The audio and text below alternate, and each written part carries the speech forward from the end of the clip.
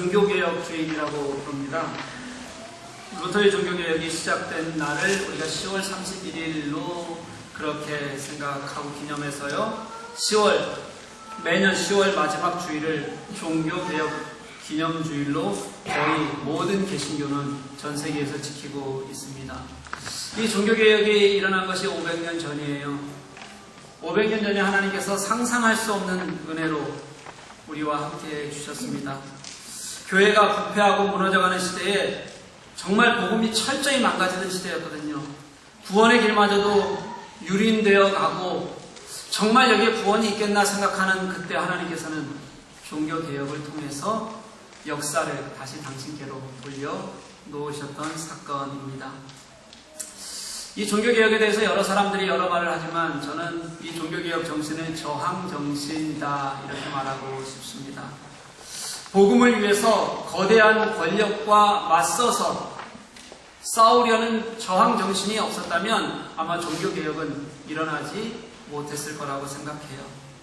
이 저항은 두 가지로 나눌 수 있는데 하나는 외부에서 오는 것의 외부와의 저항입니다. 철저히 무너져가는 교회를 세우기 위해서 교황과 황제라는 거대 권력과 맞서는 용기가 굉장히 필요했어요. 이때는 정말 내가 거기에 맞서려면 죽음의 공포를 당연하게도 생각해야 하는 그런 용기, 이것이 바로 종교개혁 정신이었습니다. 또 하나는 우리 속에 있는 내부로부터의 저항이에요. 내가 진짜 이렇게 하게 된 데는 내가 진짜 바른 복음에 서 있는가? 나는 정말 바로 서 있는가 하는 것을 돌아보는 거였어요. 당신은 죄가 죄로 여겨지지 않던 그런 시대였습니다. 죄의 문제를 놓고 이런 시대에 끊임없이 죄의 문제를 놓고 고민하는 사람이 있었고 참된 그리스도인의 길이 어떤 것인지 그렇게 찾으려고 발버둥치려는 내적 갈등이 바로 이 종교개혁의 힘이 되었다는 겁니다. 그런 저항이 교회를 다시 하나님께로 돌려놓는 그런 은혜가 됐던 거예요. 그런데 안타깝게도 지금 우리 교회들을 보면 이 두 가지 문제, 외적인 문제와 내적인 문제를 우리는 똑같이 마주하고 있는 것이 아닌가 하는 생각을 갖게 됩니다. 우리 외부로 보면 교회가 통째로 타락해 간다는 느낌을 갖게 돼요.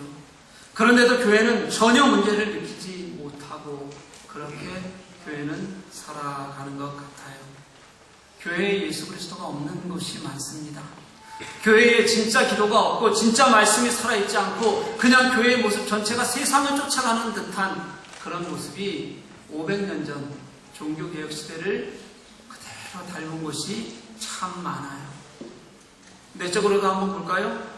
우리 그리스도인 한 사람 한 사람이 정말 죄의 문제에 대해서 내가 치열하게 나를 돌아보고 살아가고 있는지, 우리가 진짜 진정한 회개가 있는 시대를 살고 있는지 돌아보면 아닌 것 같다는 생각이 분명히 들어요.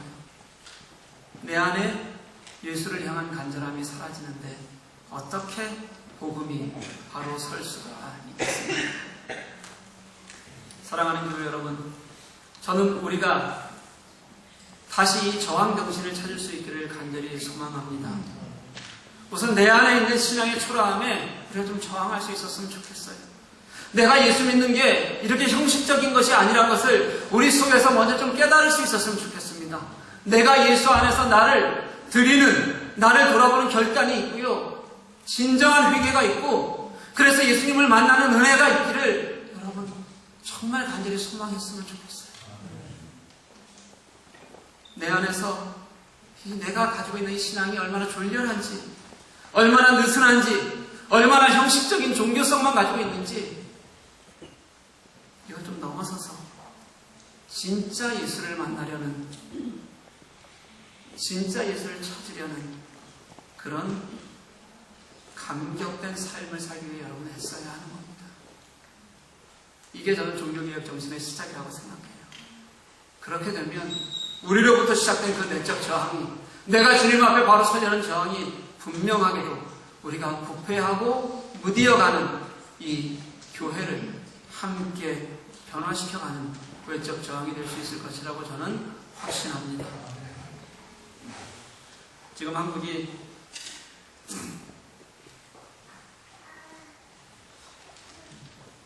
최순실 사건으로 발칵 뒤집혔습니다.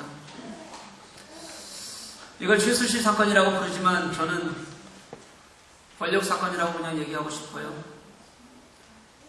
박근혜 대통령이 직접 돕고 조직적으로 밀지 않으면 최순실 그리고 그 아래에 있는 사람들까지 그렇게 무소불위의 권력이 될 수가 없습니다.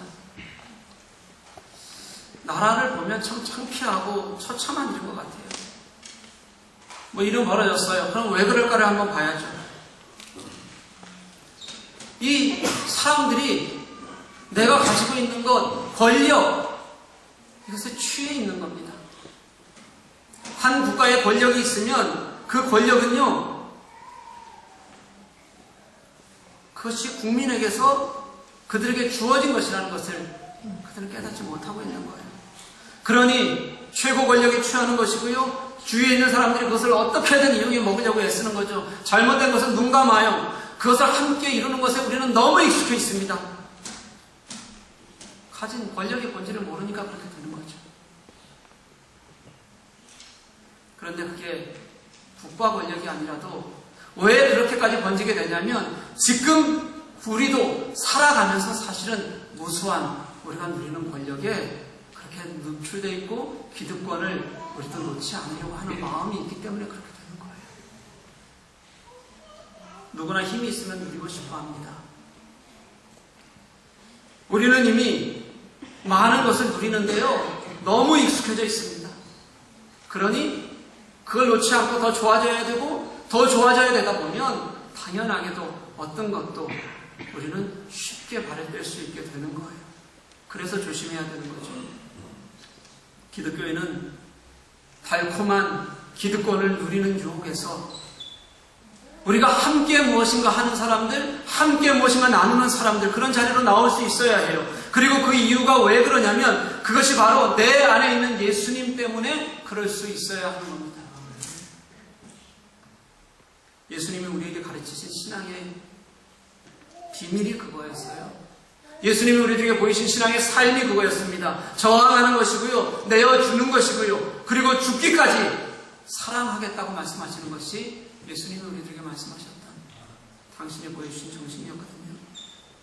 그래서 우리가 불의한 것에서 정의가 무엇인지 알고 형식적인 것에서 그 성식적인 신앙에서 예수님을 깊이 만나기 위해서 내 안에 있는 예수 복음이 나를 살게 하도록 발버둥 치는 것, 그게 저는 우리가 이 땅에서 가져야 될 정황정신이라고 생각합니다. 오늘 본문은 그런 본질을 찾아가는 길에 사실은 서 있는 것 같아요. 오늘 본문은 예수님께서 나사로를 살리시는 장면이에요. 말씀을 보면 38절 말씀에 예수님께서 다시 비통해야 하셨다, 그렇게 말씀하세요. 마음에 분노가 있으셨고 마음에 아픔을 가지셨다, 이런 뜻입니다. 지난주의 말씀에서 이어지는 거니까 지난주 말씀을 들은 분들은 한번 떠올려 보세요. 예수님이 그렇게 비통해야 하신 이유가 뭐라고 말씀했냐면요, 안타까움이라고 말씀드렸어요. 부활과 생명 되신 예수 그리스도를 알지 못하고 무덤 너머에서 우리 예수께서는 승리하실 것이라는 그 예수님의 승리의 능력을 깨닫지 못하고 여전히 우리는 죽음에 매여 있거든요. 그런 죽음의 어둠에 매여 있는 우리들을 바라보시는 안타까운 마음, 아픔의 마음이 그것이 예수님을 비통하게 만드는 것이라고 그렇게 성경을 우리들에게 얘기해요. 그런 마음을 가지고 예수님이 비통한 마음으로 지금 무덤 앞에 계시는 거예요. 사람들은 이미 다 끝났다고 생각했습니다. 죽었다고 생각했어요. 생각한 게 아니고 이미 죽었어요. 죽었는데 이 죽음이 우리가 넘을 수 없는 벽이잖아요. 이 벽 앞에서 사람들은 사실은 그를 포기해버렸어요. 우리의 모든 것으로 포기한 그 자리에 예수님이 서신 겁니다. 그리고 예수님이 문을 열라 말씀하셨어요. 유대인들의 장례 습관에는 이런 것이 있습니다. 장례 사람이 죽잖아요. 그럼 장례를 조금 미뤄둡니다. 왜냐하면 죽은 사람의 영혼이 다시 돌아올 수도 있다고 믿었어요. 그런 전통이 있었어요. 언제까지 그 시간을 두냐면 육신이 썩기 시작할 때까지입니다. 육신이 썩기 시작하면 이제 더 이상 영혼이 들어올 수 없기 때문에 그제서야 염을 하고 그리고 무덤에 안치를 하는 겁니다. 나사로가 무덤에 있었다는 말은 이미 장례를 치르고 안치했다는 거고요. 그리고 시신은 어떻게 됐다는 얘기예요? 이미 썩기 시작한 시간이 지나버렸다는 의미가 됩니다.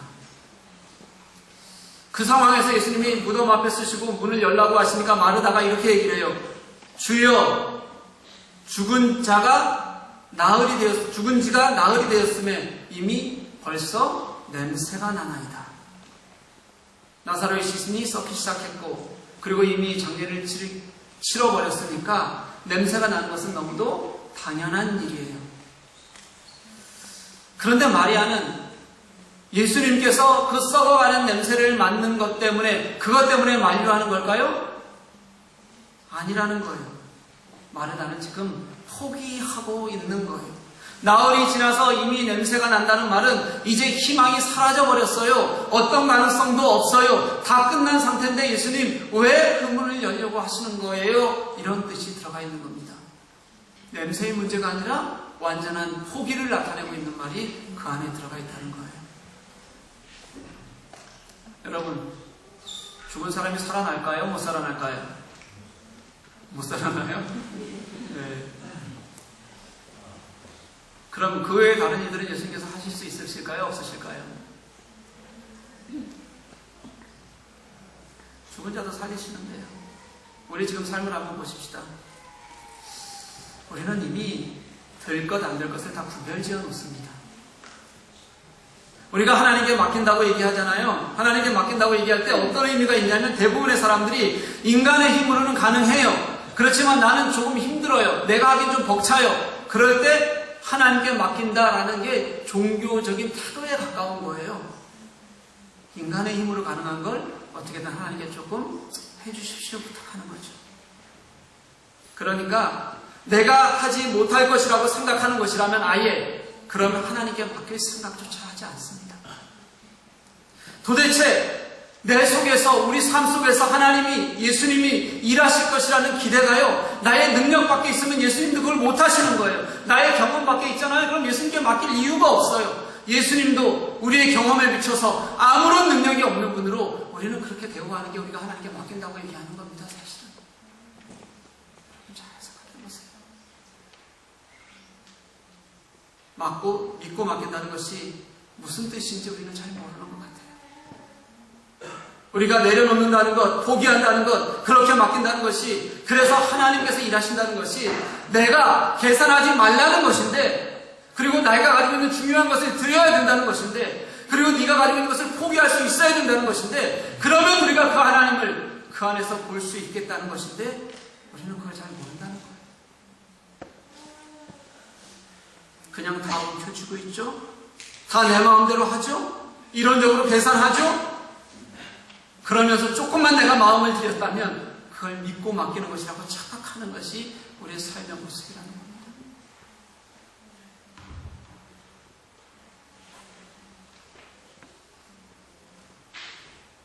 마르다가 예수님에 대한 고백이 없었어요?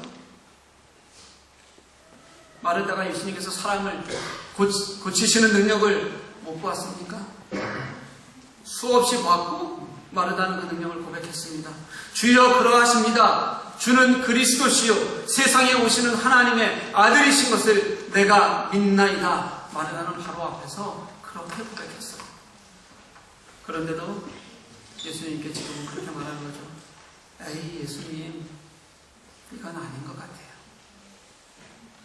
이미 냄새가 난 아이를 어쩌시려고 그러시는데요. 이게 우리의 신실하다는 신앙이고 종교성이에요. 예수님이 하시겠다고 말씀하셔도 우리 눈에 안 되면 안 되는 거예요. 이게 지금 우리가 가지고 있는 신앙이에요. 이런 우리에게 예수님은 뭐라고 말씀하실까요?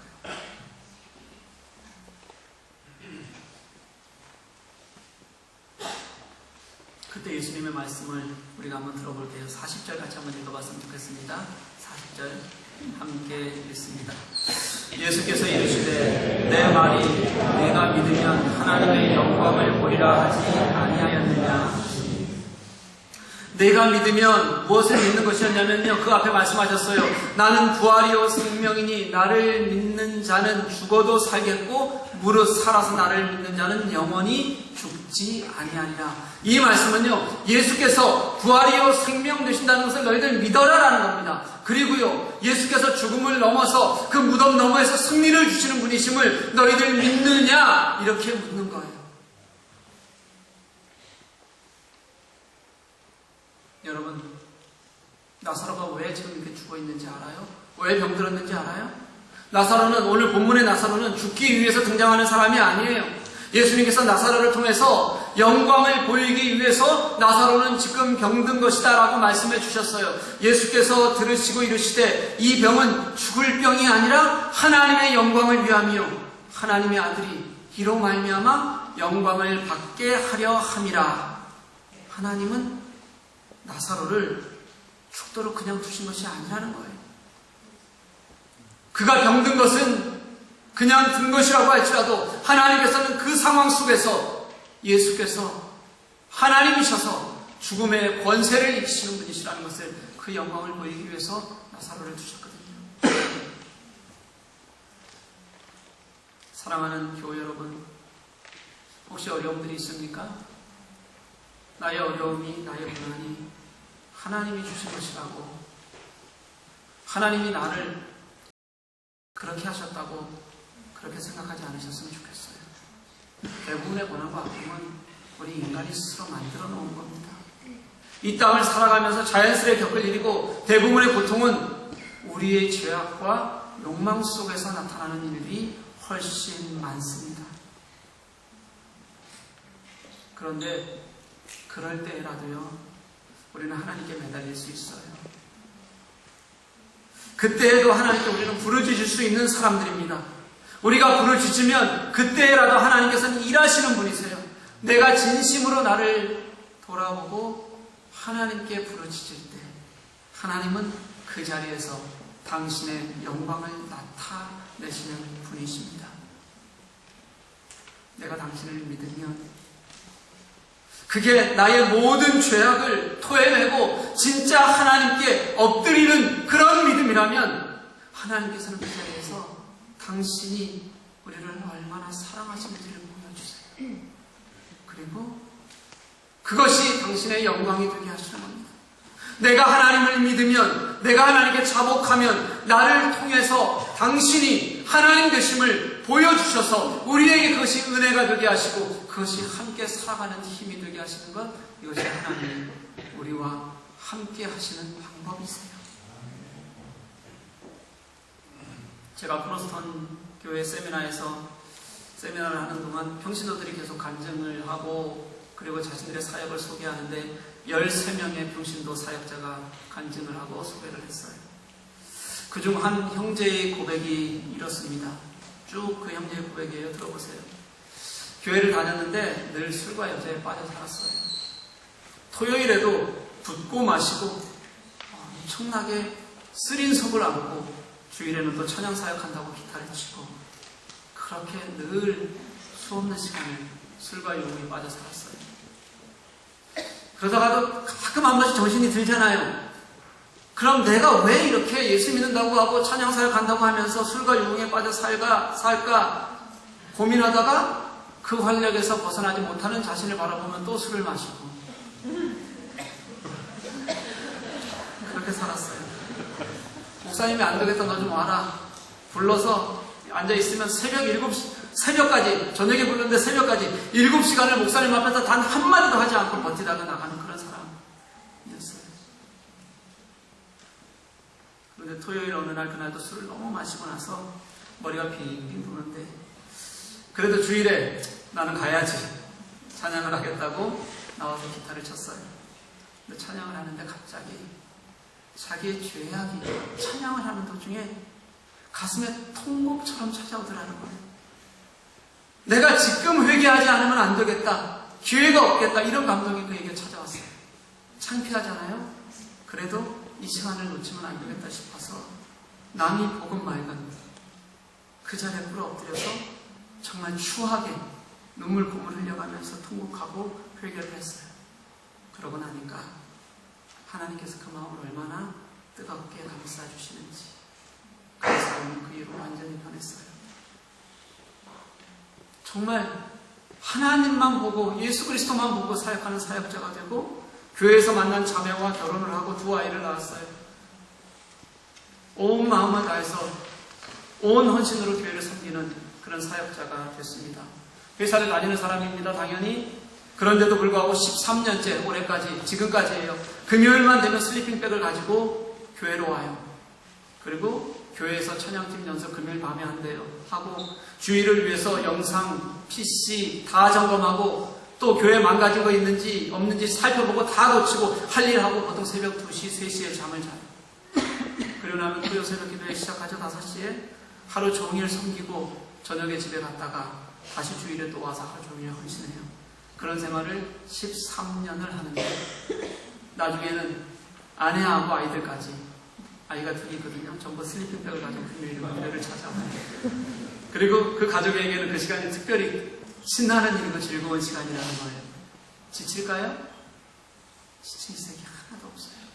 진짜 행복해 보여요. 회사 일이요. 그럼 어떻게 될까요? 그러면서도 회사 일에도 최선을 다해서 승진도 하고 월급도 오르고 굉장히 많이 받아요. 그렇게 받은 돈은 또 모아뒀다가 가족들이 가능하면 온 가족이 같이 선교여행을 가요. 여름 선교여행. 그렇게 구제불능일 것 같았던 나를 통해서 하나님께서 영광 받으시더라고요. 나는 그걸 목표로 하지 않았어요. 그 사람은요. 진짜 그냥 마음으로 하나님을 보고 찬양하는 게 너무 좋아서 찬양했더니 하나님께서 이렇게 영광 받으시더라고요. 그게 사람들에게도 똑같이 보여지는 거예요. 모든 사람이 그의 헌신에 도전을 받고 그리고 그것이 그 마음의 기쁨이 되는 겁니다. 그러니까 하나님의 일하심이 얼마나 놀라운지 우리가 하나님을 찬양하지 않을 수가 없잖아요. 하나님이 어떻게 한 사람을 통해서 역사하시는지 그 영광을 보이시는데 어떻게 그게 아름답지 않을 수가 있겠어요. 사랑하는 교회 여러분, 여러분 마음속에 하나님의 하나님 되심을 고백하는 여러분들이 되시기를 간절히 소망합니다. 하나님을 하나님으로 대우하면 우리의 삶이 바뀌어요. 내가 어쩔 수 없는 환경일지라도 가장 막막한 끝에 놓여 있는 것이라고 할지라도 예수님은 그런 환경 속에서도 일하시는 분이세요. 그것이 예수께서 우리의 구주가 되셨다는 고백의 그것의 증거일 거예요. 왜 예수 그리스도의 일하심의 능력을 우리가 믿지 않습니까? 왜 예수께서 하신 일을 나의 것으로 가두어 놓습니까? 사랑하는 여러분, 그 능력을, 그 나와 함께 일하심을, 그래서 그분이 나를 통해 영광 받으실 것을 믿고 고백하는 여러분들 되시기를 간절히 소망합니다. 이제 41절, 42절에서 예수님 기도하세요. 예수님은 이미 이 자리에 오기 전부터 하나님께 기도했어요. 이미 준비하고 계셨던 분이세요. 우리가 그냥 발버둥 치다가 그래서 기도는 미뤄뒀다가 마지막에 대해서 급하게 다급하게 드리는 그런 기도가 아닙니다. 눈을 들어서 하늘을 보셨다. 그리고 이렇게 기도하세요. 하나님, 내 기도를 들어주셔서 고맙습니다. 항상 제 기도를 들으시는 것을 압니다. 내가 지금 이렇게 기도하는 것은 지금 이 주위에 있는 아직도 죽음의 어둠에 매여 있는 이 사람들을 위해서 하는 것입니다. 그들로 하여금 아버지께서 나를 보내신 것을 믿게 하려는 것입니다. 하늘을 향해서 얼굴을 드시고요. 기록되어 있지는 않지만 아마 2 팔을 벌려서 하늘을 향했을 것 같아요.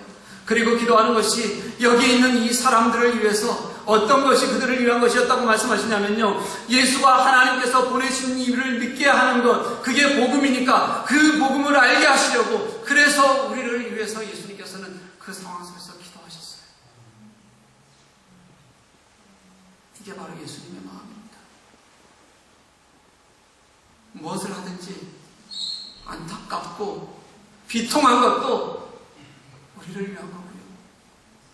그래서 하나님께 구하는 것도 우리가 복음을 제대로 알고 믿게 하려는 것이고요. 그게 예수님께서 가지신 가장 큰 마음으로 우리를 위해 죽으신 이유예요. 저는 그게 때로는 그렇게 마음이 아플 수가 없습니다. 저는 그게 때로는 또 그렇게 기쁠 수가 없어요. 그 예수님의 마음을 우리가 함께 느낄 수 있었으면 좋겠어요. 그리고 43절 말씀 보니까 예수님 큰 소리로 선포하시는데 나사로야 나오너라 이렇게 외치셨어요. 더 크게 외치셨겠죠. 당연히 제가 크게 외치면 여러분들 놀라실까봐. 속삭일 일이 아닙니다. 정중한 요청도 아니에요. 하나님의 권위를 가지고 그를 깨우고자 하시는 순수하게 어떤 고려도 없이 외치시는 하나님의 명령이셨습니다. 그러자 나사로가 나왔어요. 나왔는데 어떤 모습으로 나왔냐면 염을 하고 수족을 내로 동인 그대로고 얼굴도 수건으로 덮인 그대로 나사로가 무덤에서 나왔어요. 수족이 묶였는데 어떻게 나왔을까요? 어떻게 나왔겠어요? 네, 꽁틀꽁틀 이렇게 강신처럼 나오지 않았을까? 그냥 한번 생각해 봅니다. 제가 원래 뛸라 그랬어요, 여기서. 용기가 없어졌습니다. 마음만 있고. 저는 그 장면 이후에는 기록이 없는데, 그 다음 장면을 제가 한번 상상해 보았어요. 죽었는데, 이미 썩기 시작했잖아요. 모든 사람이 다 포기했고, 누구도 기대하지 않아요. 그 순간 살아서 나왔어요. 강시처럼 뛰어서 얼마나 사람들이 놀랐겠어요. 마르다가 나사로에게 뛰어갔을까요? 저는 아니라고 생각해요. 마리아가 나사로에게 뛰어갔을까요? 놀라서 못 그랬을 거예요. 유대인들은 굉장히 당황했을 겁니다. 죽은 시체가 썩으면 절대로 만져서도 안 되는 규례가 있었어요. 그 규례가 아니더라도요, 너무 놀라서 어떻게 할 수 없는, 그렇게 저는 아주 짧지만 굉장히 정적 같은 시간이, 놀라는 시간이 모든 사람들에게 함께 지났을 거라고 생각해요. 그럼 누가 가장 먼저 나섰을까? 예수님이 아니었을까 생각해요. 오늘 말씀에는 나사로에게 무슨 말씀을 하셨다는 말씀이 아예 없습니다. 왜냐하면 요한복음은 이 사건을 통해서 예수님이 하나님이심을 보이시려고 하셨고요, 예수님의 영광을 보이시려고 하였기 때문에 그리고 나서 또 그럼에도 불구하고 믿지 않는 사람들이 있다는 것을 조명하고 싶은 거였기 때문에 더 이상 얘기가 없어요. 그렇지만 그 현장에서 예수님께서는 분명히 모든 사람들이 두렵고 놀라고 그런 상황 속에서 먼저 움직이셨을 거라고 저는 생각해요. 예수님께서 분명히 가장 먼저 이 나사로를 둘둘 매어있는 나사로에게 가서 안아주셨을 것 같아요. 도닥이셨을 것 같아요. 그리고 나서 풀어놓으라고 말씀하셨을 거예요. 감히 누구도 나서지 못하는 그 상황에서 저는 그분이 먼저 일하셨을 것이라고 믿습니다. 왜냐하면 그분이 제가 알고 있는 예수님이거든요. 예수님은 만질 수 없는 자들을 만지시는 분이셨고, 예수님은 그게 어떤 험한 병자든 어떤 문둥병자든 그게 때로는 죽을 것이라도 그들을 만지시는 것이 예수님의 마음이셨어요.